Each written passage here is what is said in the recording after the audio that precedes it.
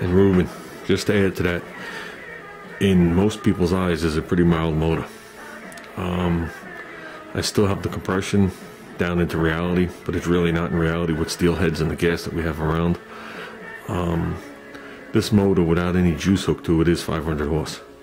So it's still a decent motor, you know, for what people would call a small block motor, even though AMC didn't make a small block. This is in between the size of a small block Chevy and a big block Chevy. It lands right in between. But it's still mild. The only thing holding this motor back is the cam. To show you how wild we used to get, several years back, I actually have it on videotape with my handy cam. If I could figure out a way to convert them over, I'll post the videos. But we did the Super 8 shootout. That was up here on Long Island. I know they do it down in Florida, at Moroso Park and stuff like that. But we showed up with a 69 Camaro just for the race. 69 Camaro. We had we removed the cowl, which on a Camaro is much bigger. Moved the firewall back. So now the cowl that was here was hooked to the hood. So the hood was actually longer. So when you closed the hood, it looked right. But when you took it off, the back of the valve cover was up against here. Full interior car. All the doors worked. It was considered a door slammer car. So that means you'd have a full interior carpet, the whole whatever. Had a 632 at the time. Big Chief head motor. It was basically at the time, we're going back, gotta be going back, I don't even know, 8 years or so ago. It was pretty much a Pro Mod motor, but single carbureted.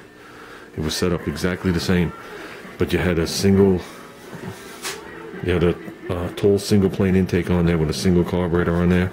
It was an 1150 CFM, and we ran a big nitrous plate setup like you see here, pumping out 500 horse. Then we had a single jet here for nitrous, and then a jet above it for nitrous. So it was a triple stage motor.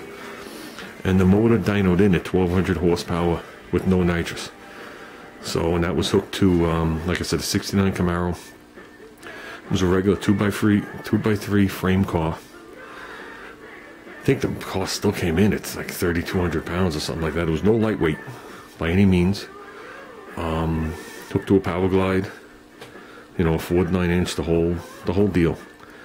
And we made it to the semi-final rounds. Well, we made it to the final rounds. I guess I'm wording that wrong. We made it to the final rounds. And we were actually sandbagging it the whole day, running on 2 stages. We ran it on the big one and the smaller one. And we made it to the final round against some guy in a Chevelle, a turbocharged Chevelle. 68 or 69 Chevelle. And we knew he was sandbagging it. And the guy that actually owned this car is a motor builder, and we didn't know the guy. He was from out of state, and we knew he was sandbagging, but we just didn't know how bad. And we went for all that we had in that car. And I don't know if you ever watch drag racing on TV, but if you ever watch it, when they hit 3/4 track and you see them lose control and hit the wall, that's usually because they're putting on their 3rd stage of nitrous. And in the case of this car, it was another 500 horse.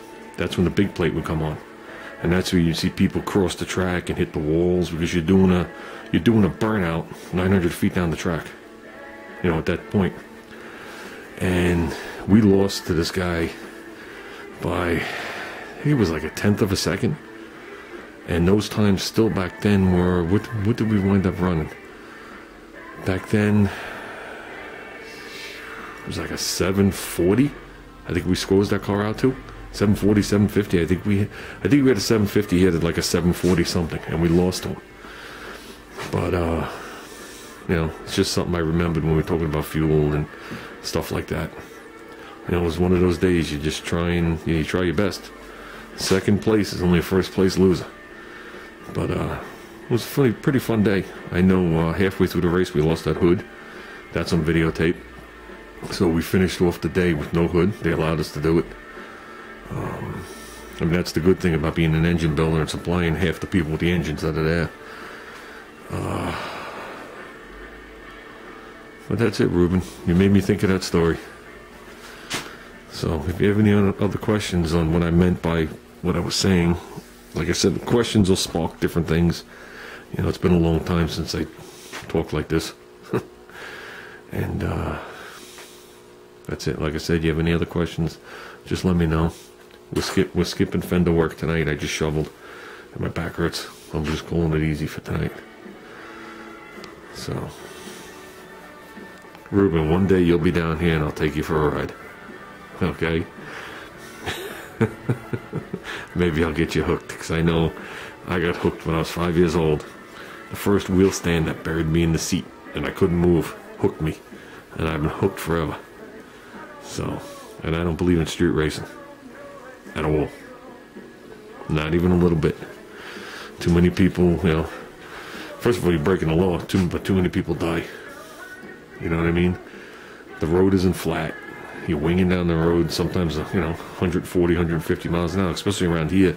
They're sneaking pro mod cars onto the street and street racing them.